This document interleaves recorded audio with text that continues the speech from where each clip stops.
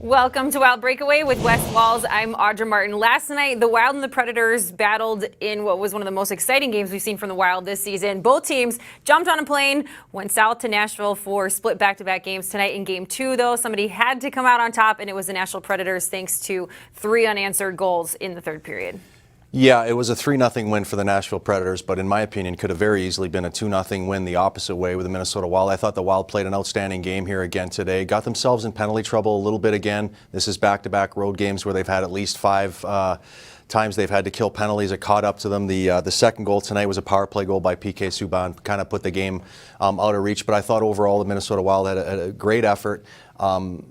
The last 4 games, in my opinion, the Wild have played with a lot of heart and desperation. So that's the same kind of heart and desperation they're going to need. They've got 7 of their next 9 here at home, and the next 4 against teams that are not in the playoffs. So let's see how this all plays out. Well, here's a look at tonight's final stats. UC Soros turning away all 29 shots from the Wild for his second shutout of the season, 3rd of his career. The Wild 0 for 3 on the power play. And the Nashville Predators with the best home power play in the league, going 1 for 5 on the man advantage. So now it's time to look ahead to the new year, and Bruce Boudreau knows it's still going to be a tough one for the Minnesota Wild. Like I've said all year, this is going to be a grind. I mean, the difference in first and 7th place is probably 9 points in our division right now. So I mean, it's every week is going to be a grind, and you just got to hope to win the week, and eventually that takes care of itself. So here's a look at the next 3 for the Minnesota Wild. Tuesday, it's the Panthers. Thursday against Buffalo, and then they hit the road Saturday to take on the Colorado Avalanche. But 2018 starts with some very beatable teams for the Minnesota Wild, starting against the Florida Panthers, a team we just saw not too long ago. Unfortunately, the Wild couldn't get it done then.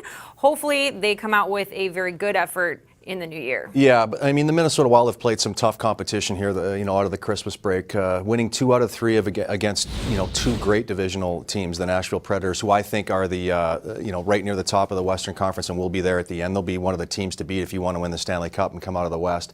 But the fact that the Minnesota Wild have had an opportunity to play tough competition, you just hope after the new year that the Minnesota Wild don't look at their competition and say, okay, we're playing 4 teams after the new year that are all not making the playoffs, especially with maybe Parise coming back at some point this week, Nino Niederreiter as well. Sometimes you get the guys around the room go, it's going to be a little bit easier. We're home. The guys have to stay mentally tough. They've played 4 great games in a row. Got to stay out of the penalty box. That's something that needs to be rectified. That can be rectified.